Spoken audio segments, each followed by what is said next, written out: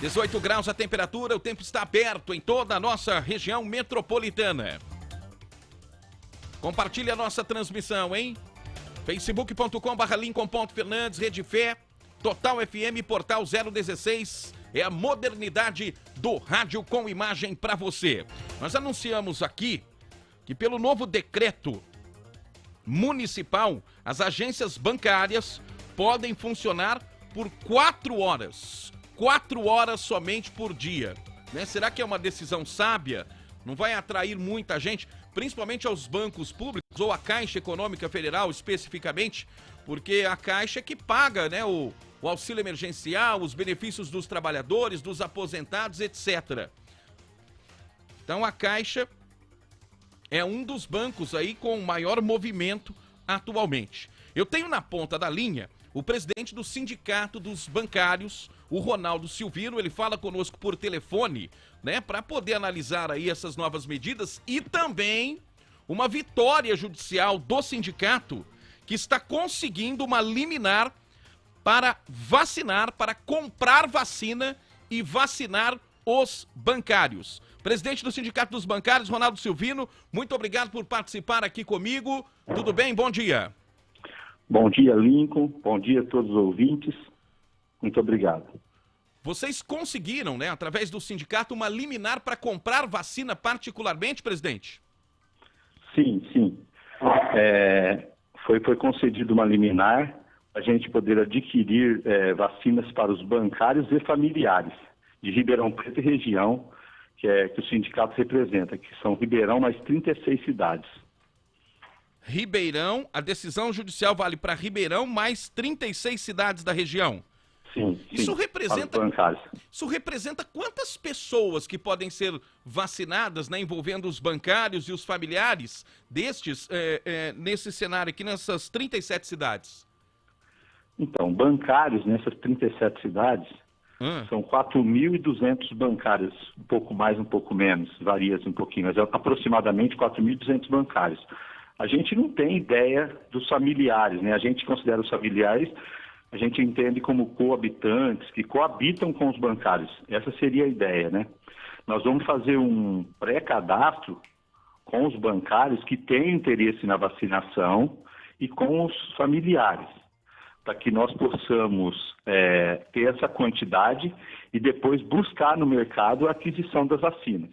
Porque até mesmo que a liminar determina que a gente contrate uma empresa especializada em imunização para que essa empresa faça isso. Ô presidente, estou fazendo uma conta aqui, né? Se a gente colocar aqui pelo menos 4 pessoas, né, da família, né, pai, mãe, filho, filha, vamos colocar, daria no mínimo 16 mil pessoas, né? Entre 16 e 20 mil pessoas que podem ser vacinadas graças a essa decisão judicial. A gente acredita que não chega nesse número, não. Eu estimamos assim bem rapidamente, mas nós vamos fazer um pré-cadastro, um levantamento, porque a gente entende que seria os que coabitam, né, com os bancários, porque a gente vamos ver como é que vai ser esse critério, porque a forma que está na liminar de familiares é muito genérica, né? Então a gente precisa ver, então nós vamos ver um critério para que imunize o bancário e os coabitantes com ele, mas a gente acredita aí que seja em torno de umas 10 mil pessoas. Estamos estimando nisso. Presidente, o que vocês alegaram para conseguir a liminar? Qual foi o embasamento aí que subsidiou essa ação? O embasamento foi a questão dos bancários, desde o início, ser considerado uma função essencial. Desde o decreto do presidente Jair Bolsonaro, em março do ano passado, o bancário foi incluído como essencial. E durante toda a pandemia, em nenhum período, os bancários pararam.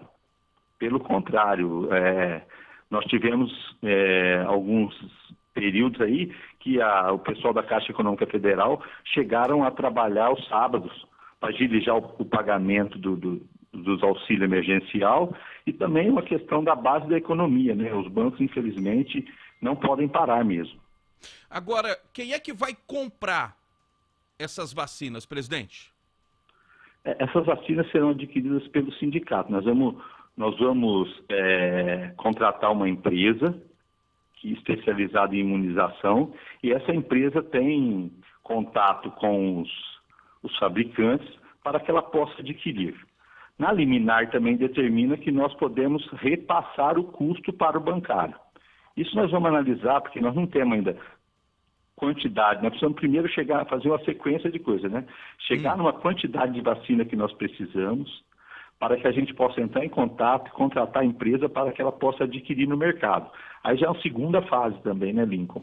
Porque tem ainda tem uma barreira legal, né? Porque enquanto a vacina não chegar aos grupos prioritários, é claro que algumas decisões judiciais têm colocado isso em xeque, mas a iniciativa privada ainda não pode chegar lá no laboratório e comprar a vacina. Então essa é a primeira barreira a ser vencida, não, presidente?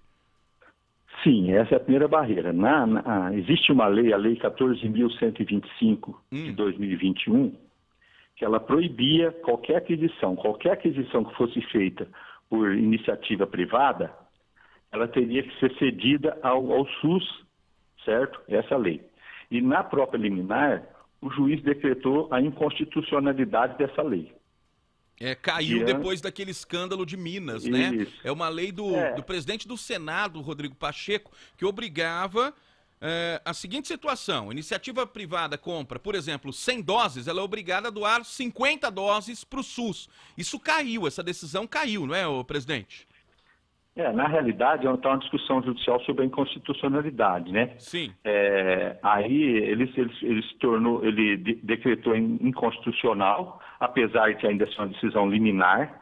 Cabe recurso aí da AGU, certo? E cabe recurso também da Anvisa, que eles têm 15 dias para se manifestarem sobre a decisão do juiz. Obviamente, Lincoln, a gente vamos ter o cuidado para que não haja vamos dizer assim, não considere aí uma questão de fura-fila.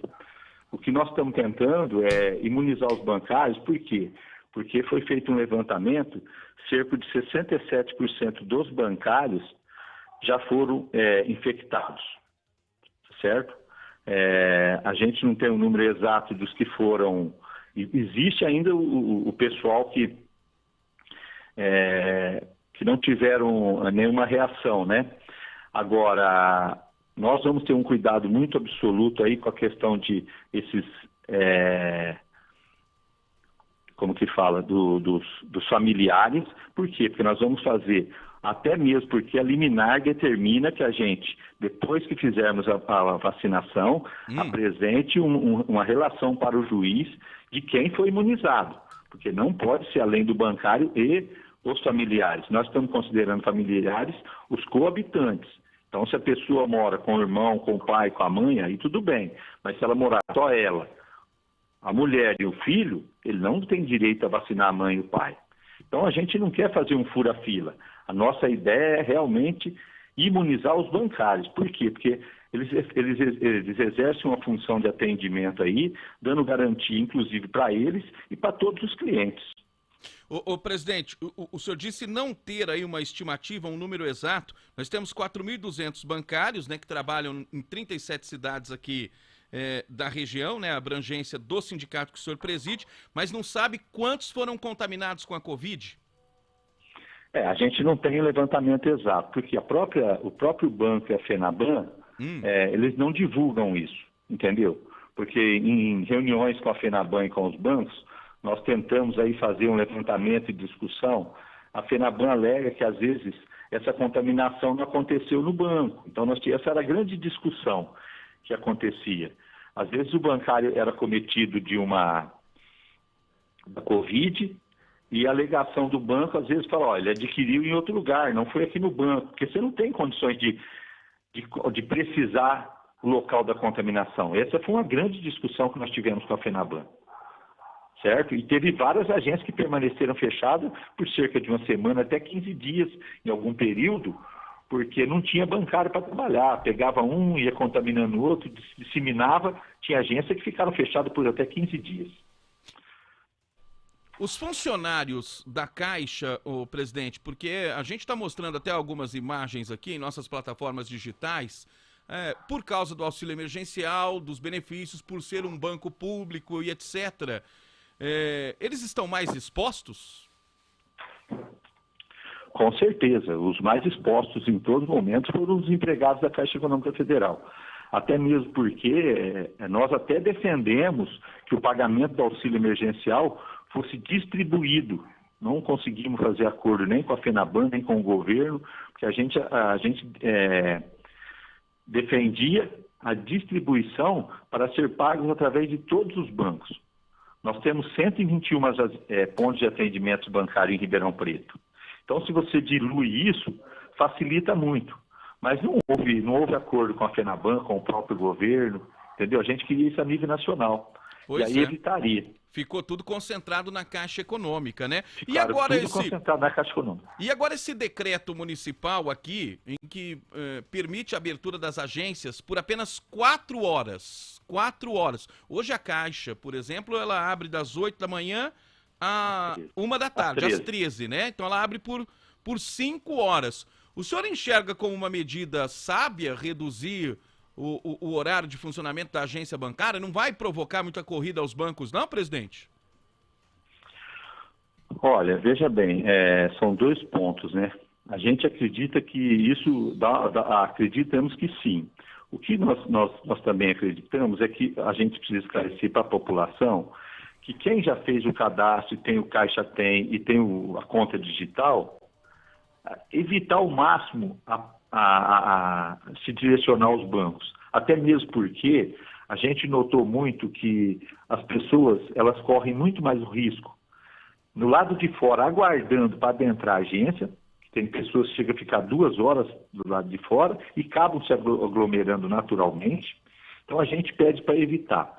Agora, obviamente que se houver uma situação muito caótica e aglomeração, a gente entende que se diluísse o atendimento em maior período, diminuiria a aglomeração com certeza.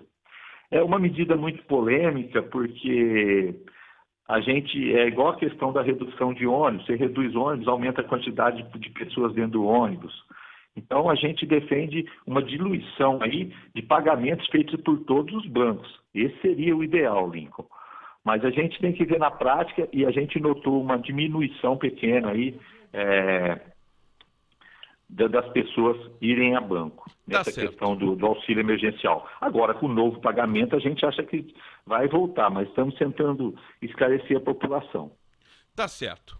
Nós conversamos com o presidente do Sindicato dos Bancários, o Ronaldo Silvino, diante dessa medida liminar que o sindicato conseguiu na justiça, o direito de comprar vacinas. É o próprio sindicato que deve bancar financeiramente essa situação. Há uma possibilidade de repassar esse custo para o próprio bancário e agora é encontrar a empresa, né, que ache o caminho para adquirir os imunizantes e liberar para a vacinação de pelo menos 4.200 bancários em toda a nossa região. Presidente, obrigado por sua participação aqui conosco, viu? Muito obrigado, um abraço.